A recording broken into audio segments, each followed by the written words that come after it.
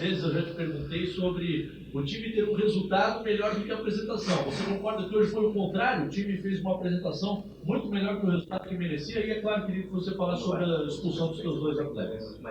Boa noite a todos. Aquela relação que se faz, né, de performance e resultado. A gente não vinha jogando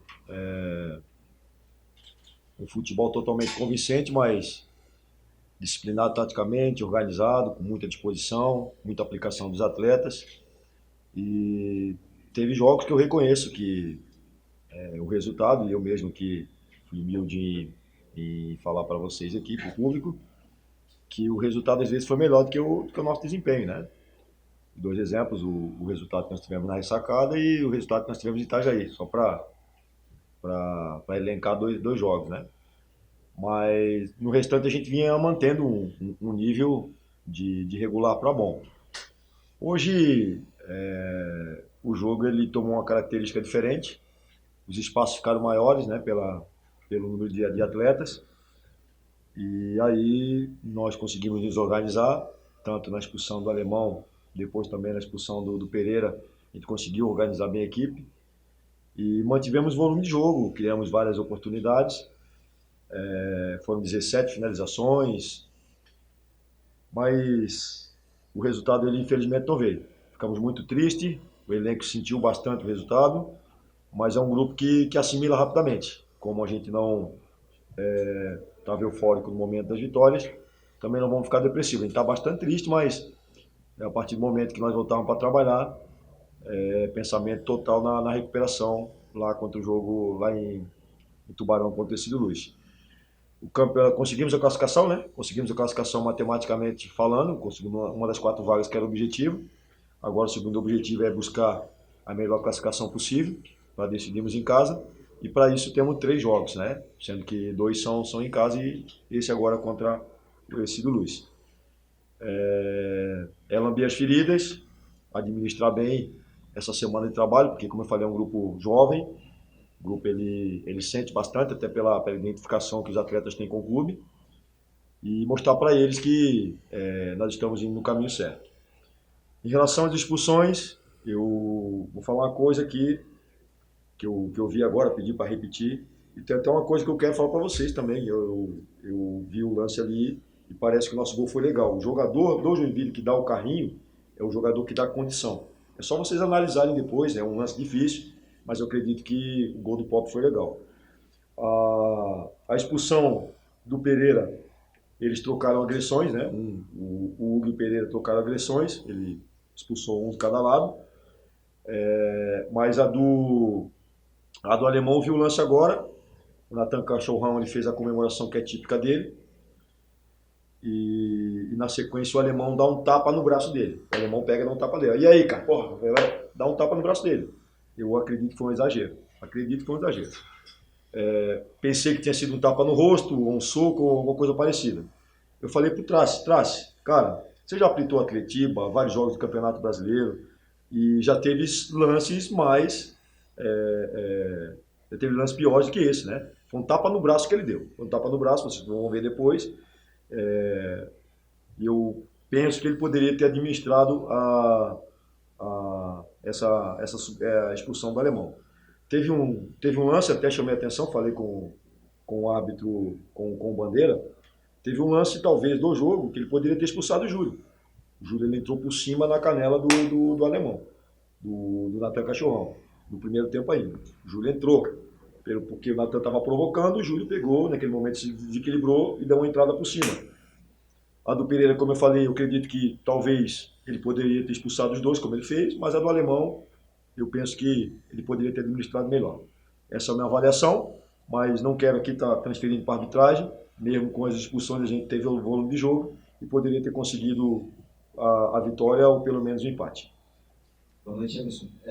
Dá para dizer, será que uma partida com 2 tempos completamente distintos, vamos dizer assim, e você acha que o Figueirense sentiu um pouco, não sei se a pressão, mas estava um pouco inquieto, vamos dizer assim, no primeiro tempo? Não foi 2 tempos distintos, não. E aí eu vou buscar os outros jogos, né? Os outros jogos a gente estava oscilando. Eles faziam um primeiro tempo bom, um segundo tempo ruim. ou às vezes um primeiro tempo morno, no segundo tempo a gente melhorava. Dois exemplos aqui, o jogo do Criciúma, que nós tivemos aqui, né? O jogo desse Luz também, a reta final, a gente oscilava um pouquinho. E hoje não, foram 2 tempos que nós dominamos. Nós dominamos, o Figueirense estava dominando quando estava 11 contra 11, dominou quando estava 11 contra 10 contra 11 contra 10 e dominou quando ficou agora 10 contra 9. Nós dominamos o jogo, né? Foi um jogo onde nós tivemos um volume de jogo muito grande, tanto no primeiro como no segundo tempo. O que atrapalhou, acredito, foi um pouquinho a questão do equilíbrio emocional, né, que eu venho trabalhando bastante. Apesar do alemão não ter feito uma falta, na minha opinião, na minha ótica, para a expulsão direta, mas ele deu a brecha, como se diz na gíria, ele foi lá, tocou no jogador do Bissau, ele ter tocado no jogador do Joinville, e o Pereira também deu a brecha, e o Júlio, se fosse expulso, também teria dado a brecha para o árbitro, né, como se diz na gíria, como eu falei. Isso foi conversado agora. Imagina se acontece num jogo de mata-mata, né? Se é o jogo que é um jogo único, você não tem como reverter depois. Exemplifiquei para os atletas, serviu de amadurecimento e vamos seguir no nosso caminho. Quero aqui, assim como o jogo não foi 2 tempos distintos, eu sou de Florianópolis aqui, né? Mas tem várias pessoas que são. Fazia muito tempo que eu não via o comportamento do nosso torcedor. Quero agradecer aqui demais o torcedor que veio e ficou até o final, porque a gente foi dando essa esperança para ele que a qualquer momento a gente poderia empatar ou virar o jogo, né? E a manifestação no final, o estádio aplaudindo, o torcedor ficando até o final, o torcedor reconheceu. E é aquilo que a gente vem falando para vocês. Não somos uma equipe brilhante, não éramos o Barcelona quando estávamos ganhando invicto, e agora não viramos a melhor equipe do mundo. É administrar bem esse resultado, trabalhar bem a semana que vem para buscar a recuperação lá contra o Ercílio Luz em Tubarão. E mais uma vez aqui quero exaltar o comportamento do nosso torcedor, quero agradecer mesmo, porque ele vai ser muito importante e mais uma vez hoje ele deu uma demonstração que ele vai ser o nosso grande diferencial, vai ser o nosso grande craque durante a temporada. Emerson, esse equilíbrio emocional passa pelo primeiro gol do Figueirense, ele quer dizer o único gol? Vamos veja bem, o Cleiton. Nós arriscamos na saída de bola. Não vou estar aqui sendo bem didático, né? Mas eu abro os 2 zagueiros, o Denis vem fazer um tipo de um líbero, que antes eu analisava bastante o Figueirense ano passado, nas 2 temporadas que ele Vila Nova. Quem fazia essa função de vir aqui atrás era o Zé, e o Zé perdia muito tempo, né? Então o Denis faz aqui, o Zé vinha aqui atrás, às vezes, no meio do zagueiro, para dar um passe lateral. Então eu ganho o Zé na frente, eu faço um tipo de um losango, né? Eu faço 4 contra 2, os 2 zagueiros abrem e a gente consegue ser jogando. Você vê o Renato vem dar passe aqui, o Pereira vem dar passe, o Zé trabalha bastante também, né? Então a nossa saída de bola é um dos nossos pontos fortes. E hoje foi um erro técnico que aconteceu. E vai acontecer um erro técnico, né? E para isso a gente está preparado. Falei para os atletas, tomamos o gol, beleza, vai lá, busca a bola embaixo da rede e vamos começar o jogo de novo. Vocês veem ali, quando erra ali, eu faço assim, esse sinal para os atletas aqui, de calma, porque nós temos que arriscar, eu tenho que passar confiança para os atletas. Agora não pode ocorrer o desequilíbrio emocional, né? Apesar de ser um grupo jovem, já conversei no intervalo, para que durante a temporada nós vamos ter mais jogos desse tipo aqui, né? E a tendência é que isso não aconteça mais. Mas é uma coisa que foge do nosso controle, né? É uma coisa do atleta, uma coisa que às vezes que ele externa de uma maneira, de uma maneira mais agressiva, que não pode acontecer mais e que nos prejudicou hoje, né? Porque eu acredito que se ficasse 11 contra 11 durante todo o jogo, eu não sou um profeta aqui, mas nós teríamos grande chance, ou melhores chances de conseguir o resultado. Emerson, mais uma oportunidade para o Brunetti ali na lateral esquerda com a suspensão do Matheus Destro e que atuação do garoto, né, com personalidade quando chegava ao ataque, inclusive fez aquele cruzamento para o gol que você defende aqui, que o Pop tinha condição regular. Queria que você falasse sobre esse jogador, tem idade sub-20, ainda mostra muita personalidade a cada vez que entra, e já que o Papo é lateral, gostou do Juninho de lateral direito ali? Já conhecia ele com essa possibilidade? Essa pergunta assim é legal, cara, é legal mesmo, assim, né? Me dá a oportunidade de falar de trabalho. Quando nós ficamos com 9 jogadores, Emerson, você ajustou na hora? Eu não ajustei na hora. Até vou aqui confessar com você, nós usamos um artifício ali, o Denis pegou, o Denis saiu, chamei os atletas e ele é treinado, a gente fez as 2 linhas de 4, só que no momento que nós tínhamos a bola, o Júlio vinha para dentro e nós tínhamos um tripé, com o Zé, com o Betinho, e com o Júlio, e o Pop e o Rubens na frente. E essa situação de 8 jogadores também foi treinada, né? Fizemos uma situação de 4-3-1, né? Foi treinada ali também, a gente faz nos jogos reduzidos lá, e inclusive marcando o adversário, você vê que a gente marcou bem o Joinville, mesmo com o jogador a menos, então foi treinada. E o que me ajuda a fazer isso é a versatilidade dos jogadores, a versatilidade. Eu poderia ter colocado daqui a pouco o Júlio de lateral, né? Ter trazido o Brunetti para dentro junto com o Juan e ter colocado daqui a pouco o Pereira de lateral. Pereira pode fazer lateral na expulsão do alemão, poderia ter feito isso, né? Mas o Juninho ele é um jogador versátil, ele pode jogar de lateral direito, lateral esquerdo, só não joga de zagueiro, joga de volante, primeiro volante, então é um jogador bastante versátil. Brunetti é um jogador versátil também, pode jogar de zagueiro como de lateral, como ele vem jogando também. A questão do Cauê, que é um volante, joga de lateral. O alemão, Teixeira, ele pode jogar como um volante também. O Zé Antônio pode jogar como um camisa 5, um pivô na frente, ele pode jogar como um zagueiro, né? Então eu tenho o João Diogo pode jogar como ponta esquerda. Então eu tenho bastante versatilidade no meu grupo. Talvez os jogadores ali que não sejam versáteis, o alemão, o Rafael Alemão, que é um zagueiro, o Juan Renato e o Rubens, que são jogadores com posição, tem uma certa especificidade, né? Até pela questão do porte físico deles. Mas os demais jogadores, eles são versáteis, são bastante versáteis, e isso é importante, é legal. E o Juninho fez um grande jogo na parte ofensiva, defensiva, né? Nós mantivemos o equilíbrio defensivo, não sofremos. O Joinville ele é forte no contra-ataque, principalmente com o Natan e com o Elton Rato. Ele colocou o Cachito para puxar o contra-golpe também. Então nós não sofremos, justamente pelo comportamento bem disciplinado que a nossa equipe teve. Emerson, queria perguntar sobre um jogador específico também, o Guilherme, que voltou a aparecer na partida de hoje. Queria você falar sobre ele e também sobre quais eram as perdas para a próxima partida por causa dessas expulsões e possibilidades que sugerem do Leandro Teixeira e do Pereira.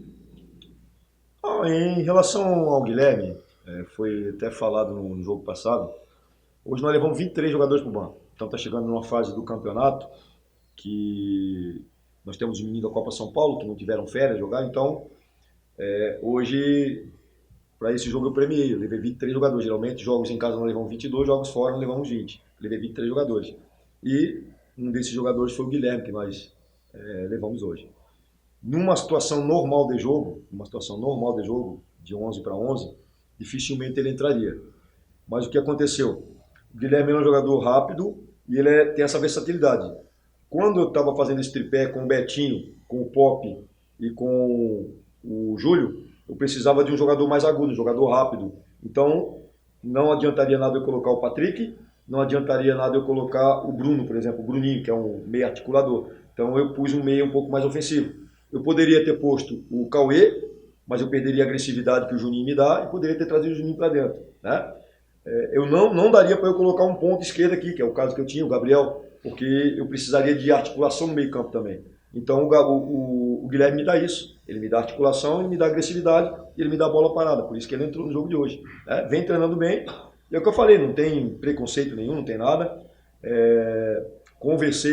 Eu venho conversado bastante com os jogadores, às vezes vocês veem lá no CT, chama um, chama outro, levo no quadro, conversa particular. E o Guilherme ele precisa amadurecer algumas coisas, que eu não vou estar externando para vocês. É um jogador que é do clube aqui, é um jogador que ele precisa, às vezes, ser um pouquinho mais disciplinado taticamente. Às vezes o Guilherme era um pouco peladeiro, né? Então a gente está trabalhando muito essa questão de disciplina tática, porque se ele tiver a disciplina tática, é um jogador tecnicamente muito bom, né? E vai nos ajudar bastante. Essa foi uma pergunta, outra eu esqueci, perdão. As perdas, não, cara. As perdas nós temos jogadores no elenco, né? Nós temos agora o Cauê, que vinha jogando no lugar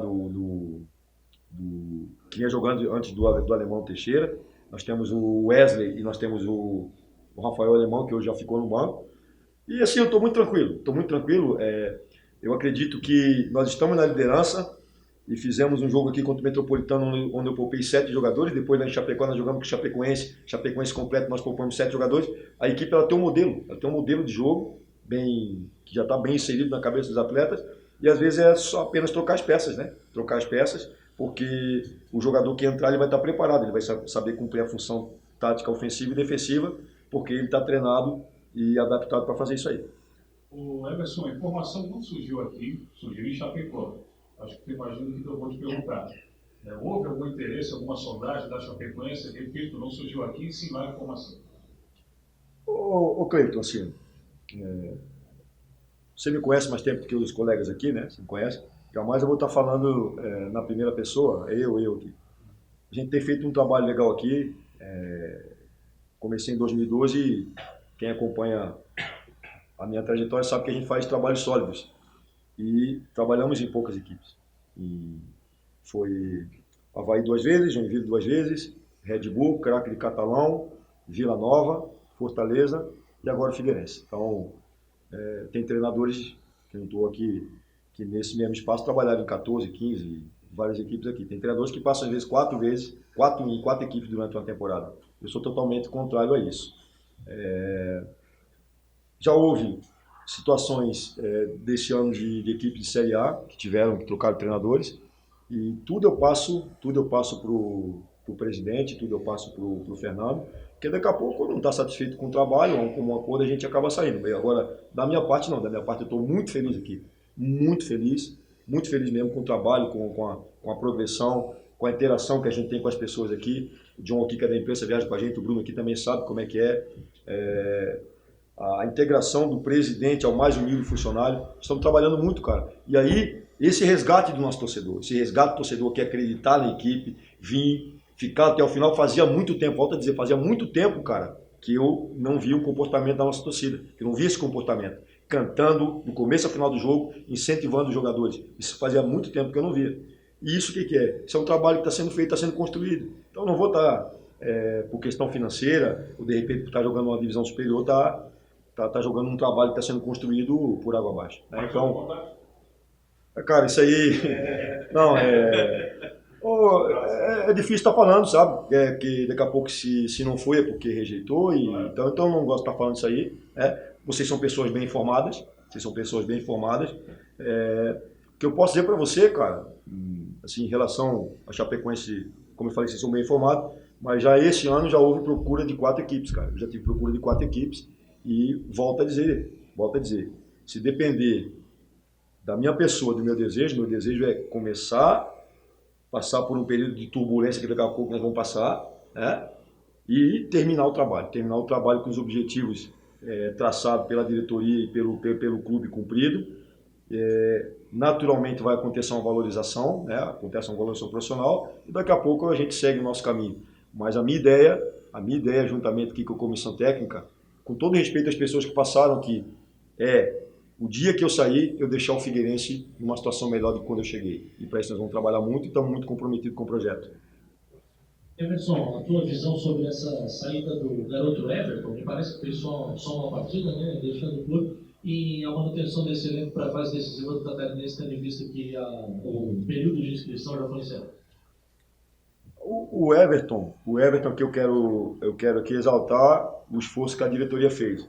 O Everton era um jogador que ele tinha uma opção de compra, foi feita uma proposta de compra e parece que ele está indo até, desculpa se eu me enganar aqui, parece que ele está indo para o Cruzeiro. Então ele teve uma proposta do Cruzeiro, foi valorizado e hoje a situação do Figueirense não permitiu fazer um investimento no Everton. Eu conversei particularmente com ele, com o garoto. O garoto saiu daqui com o coração partido, só que ele tem pessoas que administram a carreira e às vezes eu faço uma crítica a essas pessoas, porque hoje o Everton é um jogador que está totalmente nos nossos planos, é um lateral, cara, perfil ótimo para a posição, um jogador que ele é completo, ele marca e ele tem a parte ofensiva muito bem definida, um menino que é extremamente profissional. Eu conversei com ele, Everton, eu tenho um plano para você, mas eu preciso que você fique aqui, né, para te preparar e daqui a pouco para te lançar.